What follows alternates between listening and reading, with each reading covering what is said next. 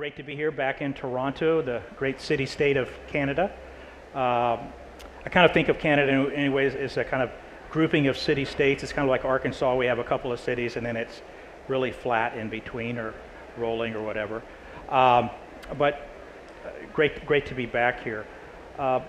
Arkansas has really been a special place for us to work. It's kind of, I would say, in the middle of nowhere, but close to everywhere.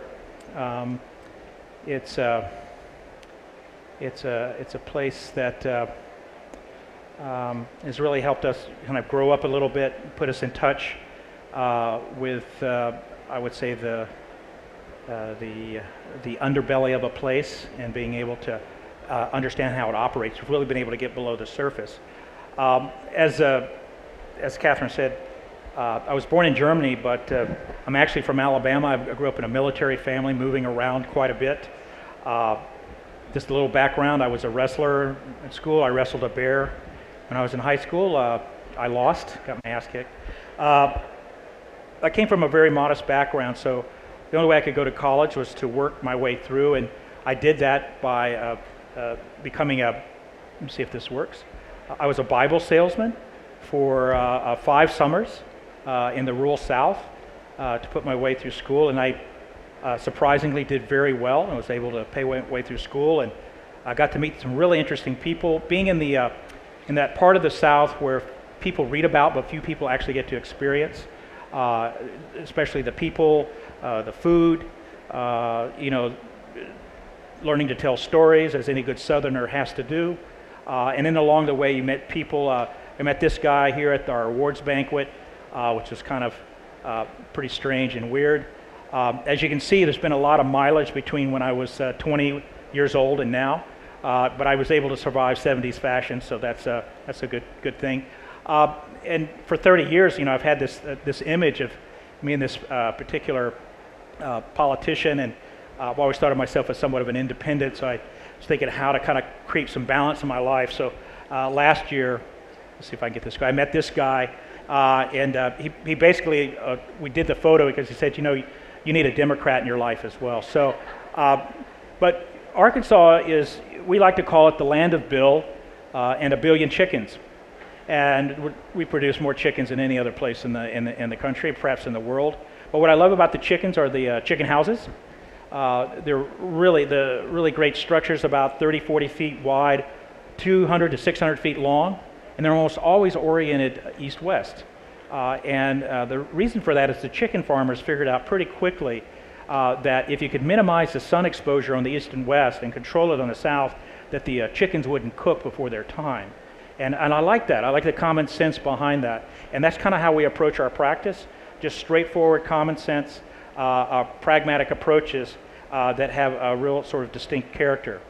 Now, I live in a place that has real natural beauty, but also a place of real constructed ugliness, and certainly not exclusive to Arkansas. I saw a few things on my way from the airport here that would rank right up there. But the thing is being in the middle of I would say nowhere, but close to everywhere, is really a product of being the home of Walmart and Tyson Chicken and other big corporations that allow us to be connected all over the country. We have more direct flights than any other small city in the country. I'm working from a place that in many ways is seen as kind of challenged, compromised in some way, aesthetically and culturally. But it's a place where we don't really see a negative. It's a place of disparate conditions. It's not just a setting for our work, but it's really become part of our work. And so what we tend to do is see this as a place of possibilities in which we can generate actions and ideas from the everyday concrete experience of the world. Now, I'm working from a conviction that architecture is larger than the subject of architecture. So what we try to do is look at the world with a wide-angle microscopic lens to generate ideas and actions from the everyday, between the ordinary and the extraordinary, and between our own personal history and the history of our discipline. You may notice the building on the left. This is a really great building, the Thorn Crown Chapel, considered by the AIA in the U.S. as the 4th best building of the 20th century, done by E. Jones, a great mentor and friend of mine. We have taken everybody that comes to visit our neck of the woods to this church. It is indeed architecture at the highest level. We've had everyone from Daniel Libeskind to Jacques Herzog to Zumthor, all here, basically fall in love with the place. Now, this is in Eureka Springs, about an hour from where I live. And just across town in Eureka, there's also another place. It's called the Passion Play, where people come and see the life of Christ acted out by actors. And they built this really big Jesus. We call him Milk Carton Jesus. And he's super tall, but he was even designed to be taller. But the problem was he was so tall that he was going to have a flashing blue light on his head because of the FAA regulations. So rather than redesign him, they just cut him off at the knees and pushed him into the ground. And it's okay, you can smile and laugh about that. But that's what we call him Milk Carton Jesus, because he has the proportions of a milk carton. So what I'm trying to illustrate is that the different conditions in which we work between the high and the low of culture. And again, we don't see it as a negative, we see it as a deep source of possibilities, that all things are possible. And that's what we're looking for, is not to resolve one condition to another, but in fact, to create a condition of resonance with the things that we build. So what this has allowed us to do is be very careful observers of the world around us. Observers of conditions that are biological, geological, and of course always cultural. And what they've allowed us to do is develop a bottom-up process that allows us to amplify the small things that manifest the large things. And in the words of the great poet William Carlos Williams, we can say that there are no ideas but in things. I believe this helps us in this line of thinking to engage some very critical questions as contemporary designers and architects. Number one is, how do we embrace the world without being consumed by it? And the second is, how do we enrich and dignify the experience of the world through the things that we make? And that's things that those are questions we're always sort of being engaged with in every project we work with. Da Vinci talked very specifically about working from the experience of things when he said, it should not be so hard for you to stop sometimes and look into the stains of walls or ashes of a fire or mud or like places in which you may find really marvelous ideas. So all we're trying to do is, out of the muck of our own condition, is to find some really marvelous ideas. And I think, you know, the bottom line is, if you can't construct meaning from experience in today's world, you're going to be totally hosed. So we're working on that prospect at every project. And what we've been trying to do is work between the motivating forces of the everyday, where the inadvertent meets the purposeful. And that relationship is at once familiar and yet remote. And so what we're really involved in is the task of recreating strangeness, the strangely familiar, and seeking the iconic in the everyday to revive and intensify our experience of form and place, what we like to call an architecture of unholy unions. And we have these operations that begin to allow us to always stay connected to our place, but be part of a more universal global dialogue. And constantly looking for the connections and the relationships between a nature-made world and a culture-made world, and looking at how we might mix or hybridize those conditions for new sort of forms and spaces. Always working between the more ideal in our discipline and the more improvised. And again, we don't see that as a negative, but really a positive. So I'm going to kind of blow through some projects and show you a little bit about what this line of thinking has allowed us to produce. And certainly this idea of mixing and hybridizing has allowed us to think about, you know, what would happen if you took a dragonfly and a camper and you mixed them up? You might come up with the dragonfly house. And so things of that nature help to develop a kind of new thinking about form, about how we occupy the landscape, about how we develop material logics, in effect a language of architecture as we move forward. So the first project is a 7-story house we did in Fayetteville. This is a house that really is about view and the act of viewing. It is drawing inspiration from a variety of places and travels and local conditions. We really had to look at how it met the ground, and we looked at the textures and patterns of nature, what we were given, quite taken with the striated bark of the local white oak and hickory trees, and that allowed us to develop an analog for this white oak screen lattice that surrounds the stairway, 50-foot high, that identifies the mature height of the trees, creates a cacophony of light. And then for the skin, the white skin, as you move up above the tree canopy, there's another order in the landscape of industrial and agricultural buildings that we want to tap into, all detailed in white metal or white concrete. And so this becomes a very taut white skin that acts as a husk almost over the wood ribbing below.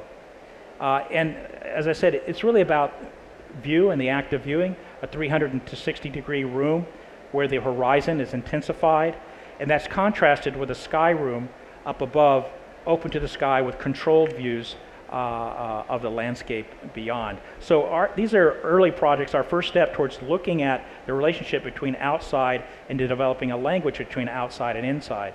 A small structure for a beekeeper in North Carolina, a honey house. Essentially, she had 4 colonies of bees in the forest and needed a place to extract the honey and bottle the honey. It's sold along the roads there in a beautiful mountain situation. And this is an 8-foot by 24-foot project. It costs $40,000, about the same as a lot of folks' SUVs. And we just kind of came at it through looking at one architectural element, a beautiful steel plate wall with faceted glass inserts that's all load-bearing. Really comes from looking at a bee box and the frames that where the queen lays her eggs and the honey is stored up above, that whole diagram here. And while these frames delimit the activity of the bees, they don't change the way they're genetically programmed to behave. So this idea of 2 systems working in concert together really acted as the inspiration for this wall, which allows for the display and storage of the honey, but also acts as a brise-soleil along the south side. So again, these sort of one-to-one relationships between outside and inside really start to inform how we begin to work. This is one of the things that we're always after is trying to provide alternative models to typologies that exist, like the golf clubhouse, which typically either looks like Terra, some antebellum home, or a hunting lodge. We were challenged by this client to do something contemporary that looked like it was born of its place in the Ozarks and would maintain the traditional rituals of the game, but be of the 21st century. And you know, my first thought was, how the hell we're going to do this? I don't know anything about golf. I couldn't hit a golf ball if it saved my life. And the owner said, hey man, it's not about golf. The golf clubhouse is about people and spaces. And I'm like, oh, we can do that, definitely. So this is an all copper, dry stack quarried stone, locally quarried stone clubhouse in Johnson, Arkansas. And then taking those timeless materials of copper and stone and moving it into the inside, bringing the stone as a way to develop a system of articulation and beautiful local cherry, computer slip match cherry and walnut plywoods to help develop a kind of condition of warmth and comfort and sort of challenge the sort of cold stereo nature that a lot of folks have of contemporary interiors. And so the dining room and the parlor, traditional, always set up with views back to the landscape, moving up the stairs into a gallery with art and sculpture, and then into the men's grill here with its view out to the landscape and an open locker area, fireplace, let's see if I can get this up, yeah, fireplace, media wall. And so really a place for socializing, but also a place for solitude. So some surprising spaces like the wet areas. Somebody put on a blog once, I saw that Peter Zumthor called and wanted his thermal baths back. And I thought, God, that's really funny. And then luckily somebody else put on the blog, yeah, and the Romans called and asked Peter if he'd bring his Roman baths back. So it goes to show you that, you know, we're constantly cycling through ideas, finding situations for them to happen, and really seeing architecture as a continuum of a long history of possibilities. And so this is it really been quite successful and has really challenged people's notions of what a traditional clubhouse could be like. In another strategy, another kind of typology is providing alternative models for disaster housing or post environmental disaster housing. This is a House for Architecture for Humanity in Biloxi, Mississippi. Biloxi was the only place after Katrina that decided to reject the new urbanist plan for the Gulf Coast. They decided that not everybody wants to live in grandma's house with a geranium on the porch, that maybe you could actually take seriously the new FEMA regulations where all structures now have to be lifted above the street, anywhere from 6 to 11 feet, which challenges the urban fabric and the urban character of a city. What do you do with that? So our strategy was, we started with a shotgun house, and we know that one of the primary characters of the shotgun house is the porch, that social interface in the South between the interior and the exterior. We felt that was important to keep. So we kept the porch on the ground, we lifted the house up, we cut it in half to have a more concise footprint, stacked the program, and that became what we call a porch dog. And this was all had to be built for $130 a square foot. And it was built for a single father with 3 children. When it got to the how we would control the sun and light, we looked at movable screens that could be locked down so you can secure it during a storm. One of the problems they had in the Gulf Coast in New Orleans was a lot of looting, and the reason people didn't leave is because they were afraid to lose their possessions. Now this whole thing can be secured and locked up, and you can leave, which is the smart thing to do in a big Category 4 storm. But the interiors are just smart things like making the stairs perforated so as the water rises, it doesn't blow the stairs out or create pressure to push the water into the house, but actually flows through it. But we just let the folks decorate their own inside to do their own thing, and it's actually probably better than a lot of stuff we would do. So, you know, sometimes you just kind of back off, right? This whole idea of the porch, this liminal zone between the outside and inside, has allowed us to begin to develop a sort of a language. I like to call it a porch language. We're working with James Corner's office, the folks that did the High Line. We're working on the largest urban park in the U.S. in Memphis, Tennessee. This is the visitor center for that park. It's an 8,000 square foot visitor center with an 8,000 square foot porch, all out of bark grate, all somewhat translucent. And that porch is cooled by 5 20-foot big-ass fans that help cool the space so you don't trap the hot air in this neck of the woods in the South. Just because you're in the shade doesn't mean anything. You sweat even more. So it's how we get it cool, all kind of working with the local vernacular and then kind of putting you underneath there. So again, these liminal zones really start to inform a lot of projects. A recent project for the Montessori school in Fayetteville, the elementary school built in a floodplain. It was a triangular shaped lot is all we had to work with. So these are south-facing porches where students arrive and depart, and helps develop their transition to the inside, and very carefully negotiating the perimeter of this flood zone area, the only place where we could build. And then the inside's very kind of tough insides, concrete, drywall, but elements really become spatial opportunities, stairs, windows, that sort of thing.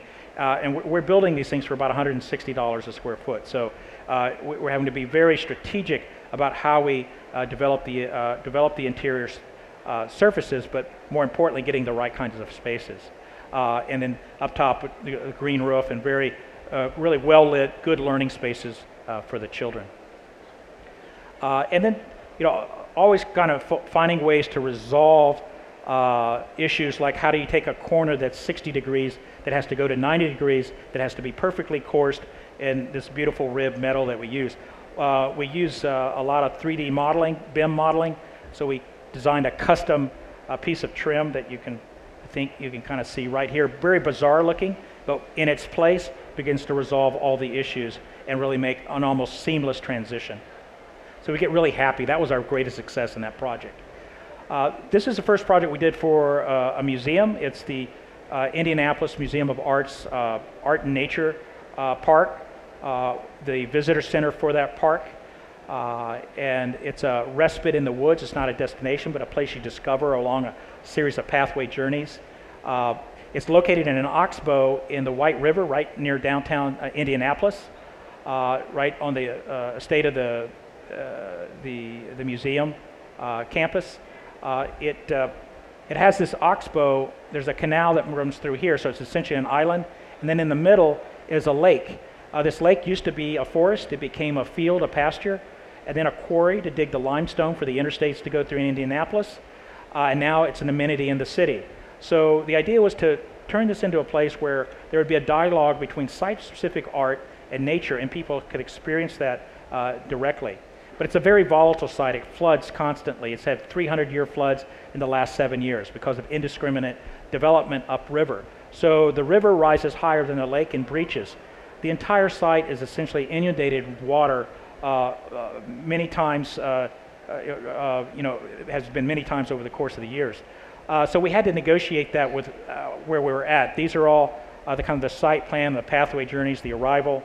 Our project is here in the woodlands, and it's the only place, this little triangular place here, that was essentially not in the flood zone, although it gets inundated with water. So our site, as we found it on the left, wet and fecund, and then in water. So what do you do? So we had to elevate this building 5 feet out of the forest floor. And we worked with our landscape architect, Ed Blake, who developed a series of mounds, figured mounds, that would help it transition in an almost seamless way up about 3 feet. And then our project, our ramps that extend, our extensions of the paths, sits astride these mounds and kind of hovers above it like an apparition in the woods. And it's a simple lounge with a series of bathrooms and a kitchen and offices.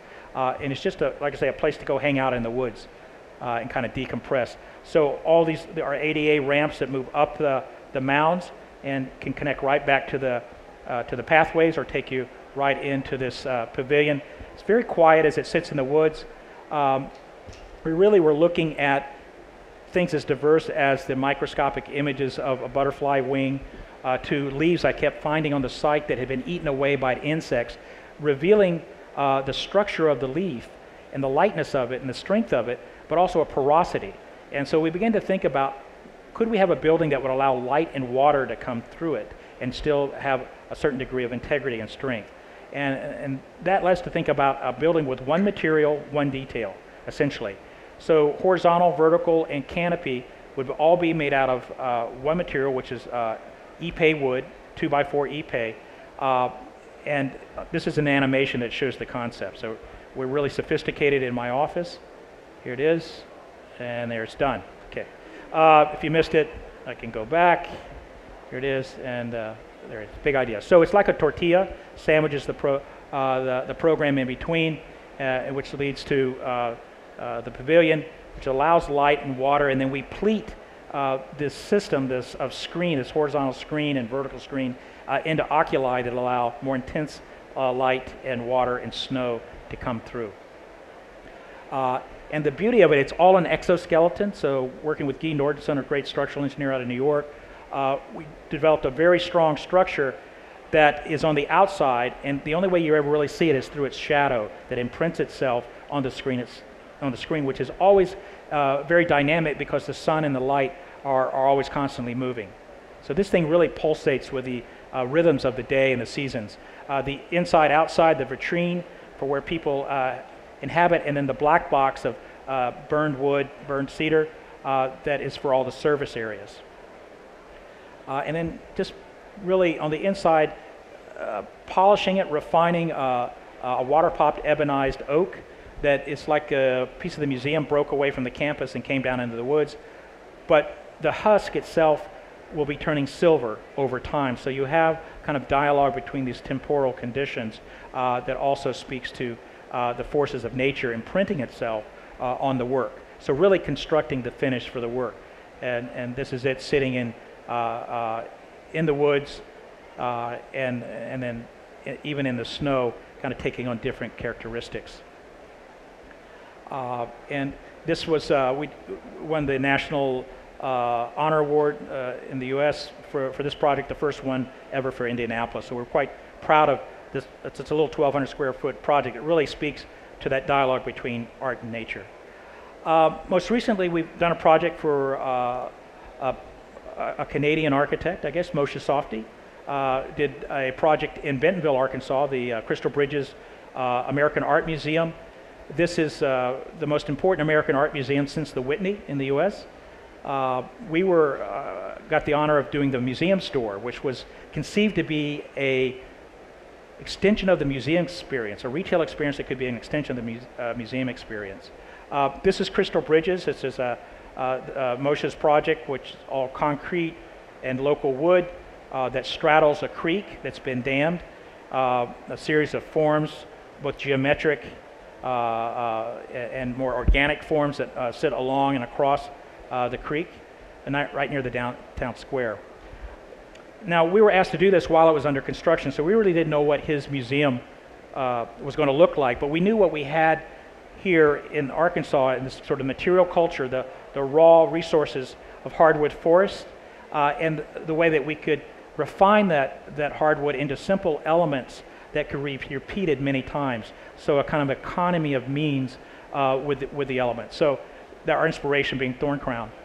So this is what we came up with, which was just looking back here. This was the space we were given, a curved white box concrete space with west-facing light. Really difficult to work with. But what we developed was a carapace that sort of wrapped the inside and created a sectional variation, and really basically wraps the visitor in the warmth of this locally grown cherry. And all of this is made of 285 plywood cherry ribs that have been CNC milled out of 485 sheets, all optimized to minimize waste. So we wanted to use the latest digital fabrications to make this, and the reason for that is every rib is customized. So to do it by hand would have been exorbitantly expensive. We did this entire shop, 3,000 square feet. I think we did it for $650,000. So really using the techniques, new fabrication techniques made a lot of sense. So the baskets that you see showcased are local artists. One in particular, Leon Niehaus, was an inspiration to how we worked on this. We went to a studio and we noticed that he drew everything in profile on with charcoal on a newsprint, and then he would extrude that profile in a path, and then to define the vessel, and then as it closed in, he would do some kind of flourish there to give it sort of its identity. So this ideal of an operation of profile and path made a lot of sense to us. So my first couple of sketches was creating a profile that would cover the lights and control the sprinklers and the duct work and all that, and really create an environment, and then you can embed merchandise in it and act to knock down about 40% of the western sun with this light scoop. So that was the idea, and then we just extruded along a path. This became a series of ribs, connections all integrally milled in it, and then that eventually became the array that defined the architecture of the interior. All of this on a 3-axis CNC by a local mill worker, and then 285 ribs, all different. So this is the array directly from our BIM files to the CNC machine. Then putting it up one board at a time. It's almost like putting stone in the air, stacking it. Of course, we were the guys that put it up asked us to lose their phone number when they were done. Took a little, very tedious. We're really great at post-rationalization in our firm. So first thing somebody in the firm says, hey, this looks like the underside of a mushroom. And so we used to call this the lamella. And we used it to develop some diagrams about why things were the way they are with the parallel lines versus radial lines. But anyways, it allows the light to baffle and move through the spaces between the ribs. It's very dynamic.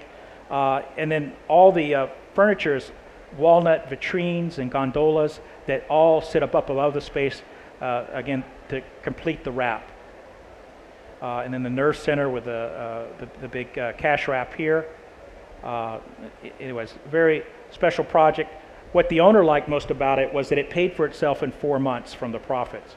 And so it really was a way for us to demonstrate to Alice Walton, who's the patron of the museum, that a good design can be good business. And we just found out last week this won the National Interiors Award in the U.S., so we're quite proud of that. Working from that, I wanted to show you one unbuilt project. We were working with the Smithsonian galleries, Renwick Gallery, the Grand Salon, which was an idea they had for a 5-year installation to transform the Grand Salon to an architectural destination piece that where you can conduct multiple activities, banquets, fashion shows, that sort of thing. So this idea of the unit and the multiple and the way in which we could use material culture, similar to how we were working with Crystal Bridges, informed this project.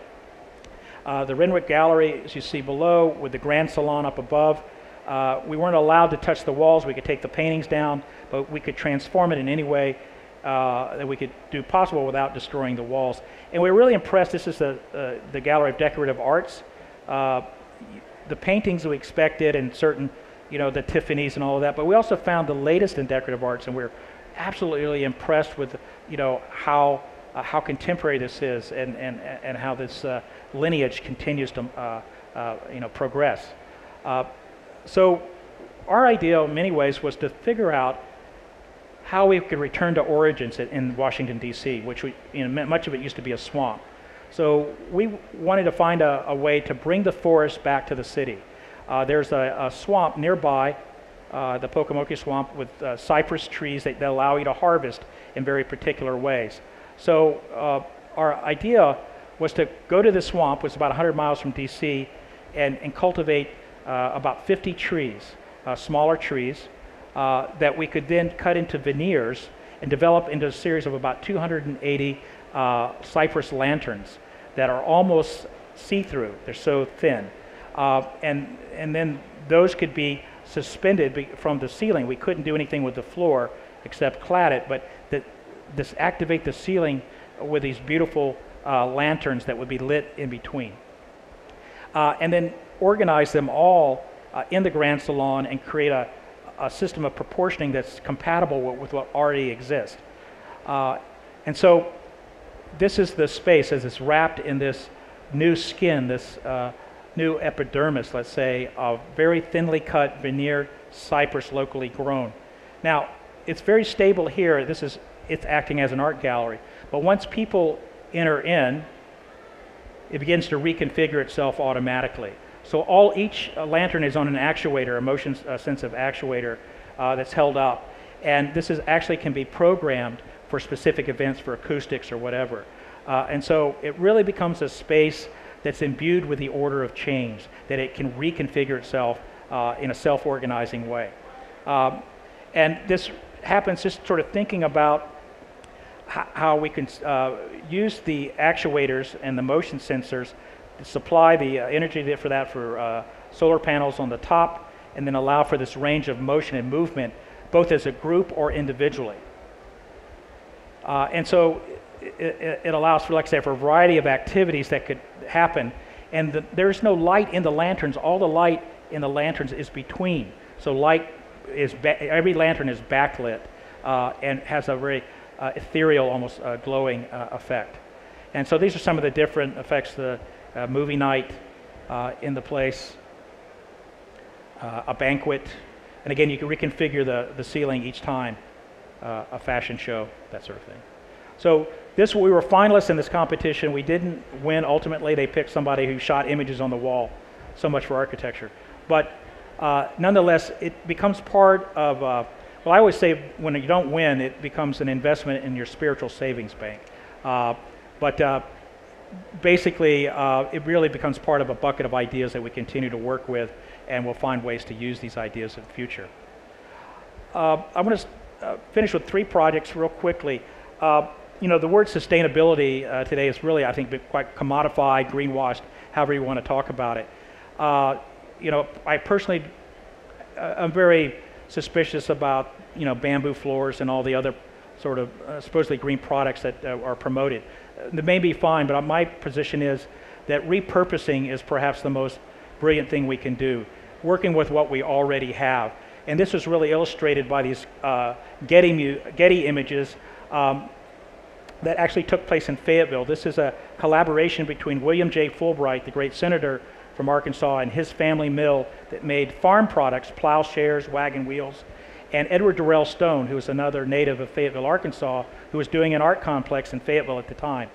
And there wasn't a demand post-war as much for these farm implements, and they were wondering what they were going to do. And Edward Rell Stone, the architect, said, look, why don't we repurpose these instruments into an international line of furniture? And I can put them in this art complex as the first setting for it. And so these are just plow handles that become chairs, or wagon wheels that become stools. All repurposing of what we already have, you know. In many ways, we don't want to get anywhere, right? We want to just get to where we already are and just make it better. And taking the local crafts, the basket makers in Arkansas, and using that to weave bark strips of white oak into chase lounges using plow handles as well. So a great way in which we can take what we already have, using the fabric of the city and repurposing it. So in this case, we did a project for the Free Health Clinic in Fayetteville, which provides health care for the underserved in our neighborhood. They had a terrible place in which to operate. It reminded the clientele when they came in that, yes, they were underserved, that they were in the margins of society. And then even the spaces in which they were to get medical care was just, how would you say, impoverished. So without dignity. So they decided to move, and they wanted to move into an old exercise building, just a concrete block building, pretty tough space here on a University of Arkansas's medical campus. And as you can see in the left here, the existing, really tough. The first thing we wanted to do was create a dignified entry, a place you could be dropped off, put out of the rain, and then transition into the clinic. This clinic is an existing sort of symmetrical plan, pretty rough on the inside. It used to be, like, say, an exercise center.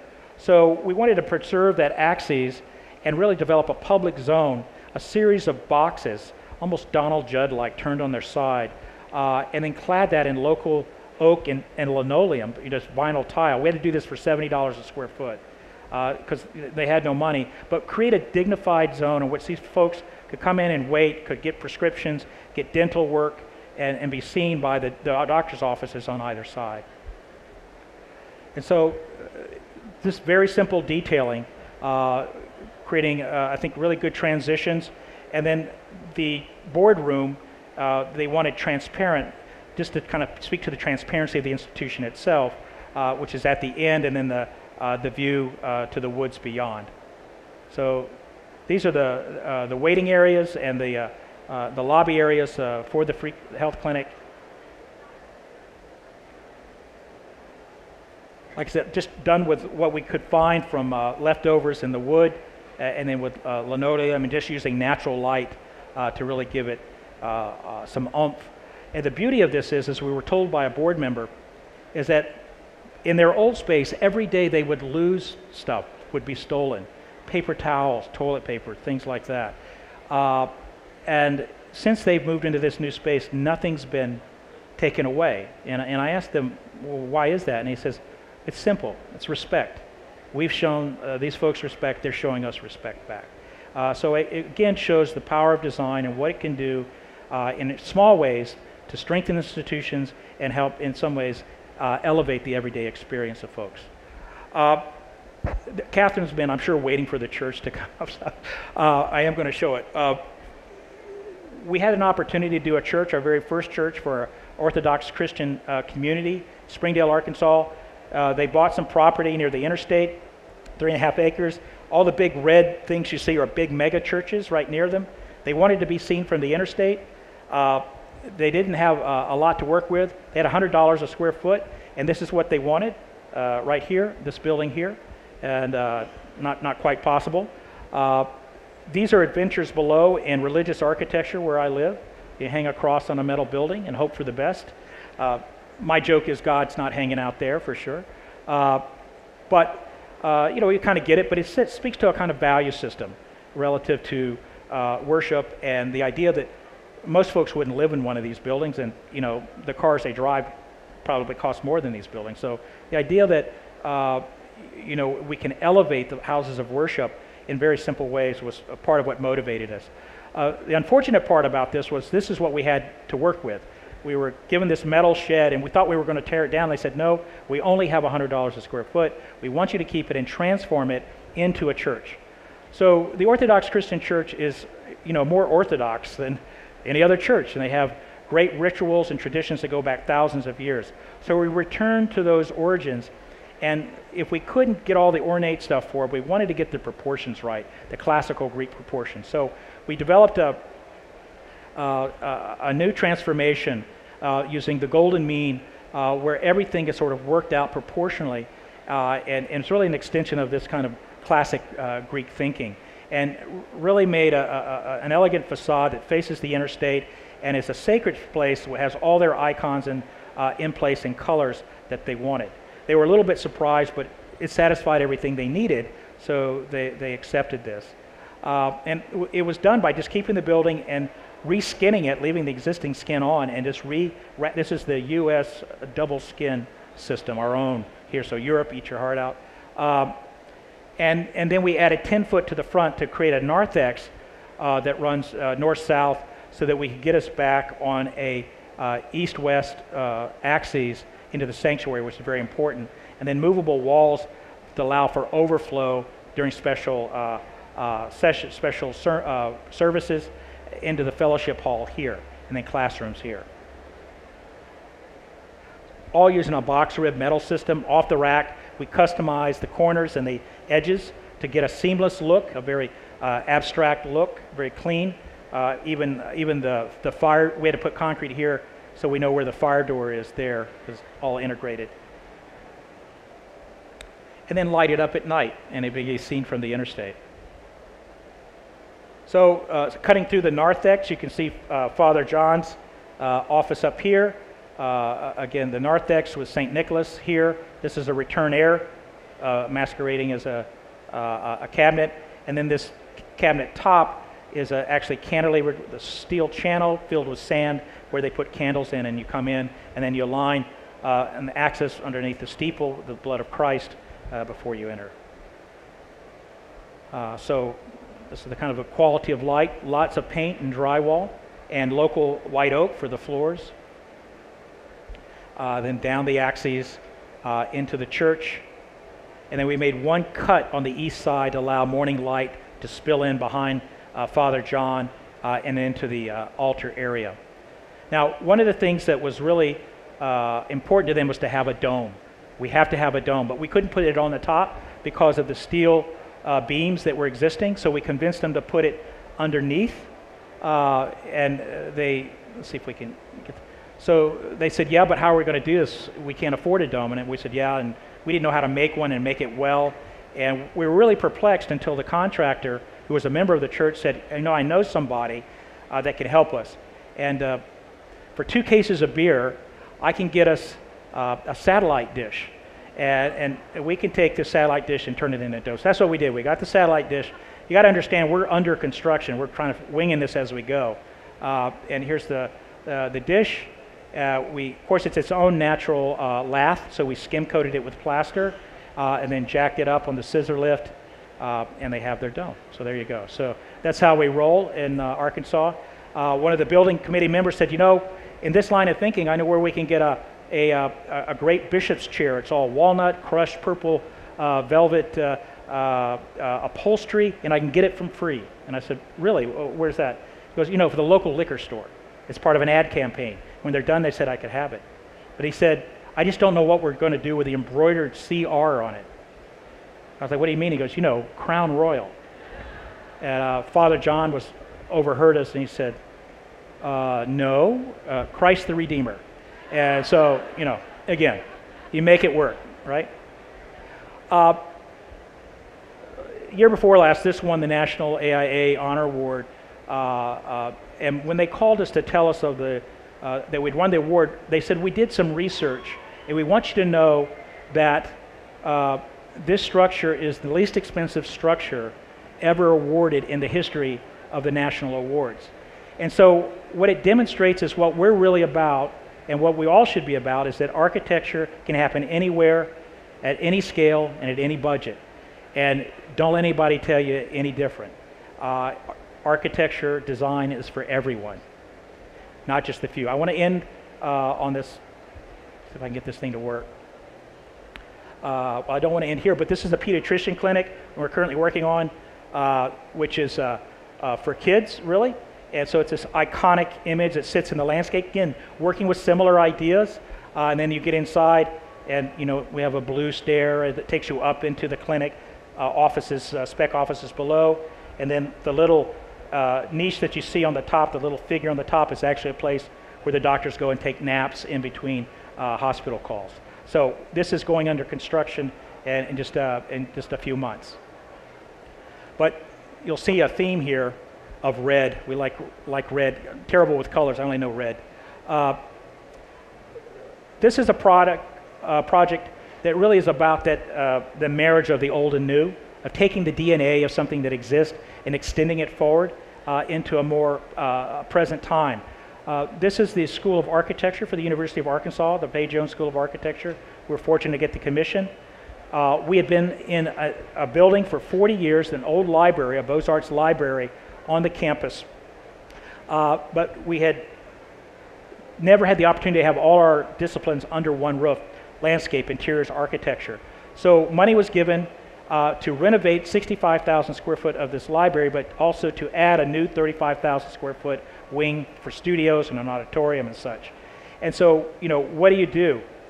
And the only requirement by the university was that the addition had to be the same width and length as the neoclassical east wing. So this is the west wing. So we used very similar materials, limestone rain screen panels, very different technologies, but certainly a way to begin to think about the material logics that relate, but also looking at proportion and scale. And in order to do this, we had to begin to core out the middle of the existing building, as you can see in the diagrams, and then rebuild that middle and then add the new wing to it. So we transform what is essentially a T into an H and create this sort of maintain the figural presence of this campus building, which is right on the main axes of the campus. And in order to get this by the design review board, we demonstrated how this is really an inversion of the existing. The existing being where windows are the figures and the building mass is the ground. We inverted that because of new technologies, new thinkings about space, material, and form. We now can make the building the figure and the windows the ground. And so that was the logic, treated as a didactic tool for our students to learn about the traditions of how we build and the new ways in which we're thinking and how we can build as well. Let's see. Yeah, and then of course, light it up at night so folks can see what the heck's going on inside, because as you know, most architecture design schools are usually in some kind of dark cave-like space, and nobody knows what the hell's going on. So here we open it up like a jellyfish, and you can walk by and see what's happening. It's right on the center axis of campus here, so we wanted to maintain that axis with a new western entrance off of a shade bosque. So this goes all the way through campus. The existing oak trees that were taken down for the new addition were repurposed, cut into planks, and then that was made into a 25-foot by 5-foot tableau that sits in the middle of the axes, that becomes part of the social spaces and exhibit spaces along the main axes that can be experienced by all of the university community now that use it as a throughway as they move back and forth through the campus. On the first, in the basement level or lower level, we have all the candy store stuff, the shop and the Viz Lab, the 3-axis machines, studio labs, very tough. The existing being plaster, which has all been redone, and then the new building being post-tension concrete. And then we have a gallery for the first time that's lockable. We can have shows now in the gallery. The renovated spaces for the new studios. The gallery's first show, of course, was on the work of Faye Jones. The reading room, the former reading room, which is, is here. This is how we found it, really rough, kind of in very poor condition, very carefully restored, new lighting, new desks, and a really great monumental space. We also have a space in the middle, our central gallery, where all the design reviews are held. This too is a very tough space, but this was the new introduction of that, new classrooms adjacent to that. And this is a fabric ceiling, a 2,500 square foot lampshade that resolves the lighting problems in this space as well as the acoustical, because the fabric is perforated. And then we cut an oculus through the new studios that were added to the top, to the sky. So in the middle of the building, you have a window to the sky, and again, the forces of nature find its way into this internal condition. So this really becomes a space that's used for a variety of activities, design reviews on these rolling panels that can be stored elsewhere, receptions, even lectures and that sort of thing. So really becomes the iconic space of the school. And then one slot that connects the new to the old. So again, the dialogue is always a toggling back and forth between the new and the old, but you begin to see how the DNA of each begins to inform each other. And then to resolve the western sun, we developed a 200-foot long brise-soleil, a fritted glass brise-soleil over a steel and glass, custom steel and glass curtain wall system. This acts as one big window, which gathers the north light and really creates more balanced light in the studios. And then, of course, at night creates that jellyfish look that we're after to really begin to create a building that could act as a lantern on the campus. And then that joint, the formal joint between the old and new, is something we always take very seriously. In this case, we programmed the joint to be the new exit stairs on either side, which creates social spaces in between, review spaces, and really, again, begin to activate that transition between the old and the new. And then our auditorium, great learning spaces that we have here with the new 200-seat auditorium. And underneath the rake, a student lounge right here. We call it the Boneless Chicken Ranch because everybody's always camped out in there, sleeping and just sort of chilling out. And then it all empty with all the natural light that can come in as well. And then up top we have a green roof and actually an Ozarks Sedum laboratory for landscape with faculty offices and classrooms. And then an outdoor classroom with views out to the Boston Mountains, a place of refuge and prospect, and a place where outdoor learning can happen. And then finally, the building at night, and as you can see the lineage, this is the oldest building on campus here, and the evolution in some ways of architecture as it moves forward. And finally, I always tell folks, the students, when they're really tired, they've been up for 3 nights, make their way up to the Red Oculus, take a look in that. It's better than about 5 Red Bulls, get recharged, get back to work. So it's a great space for that. Last thing I want to say is, I hope in some way we've demonstrated that architecture can happen anywhere.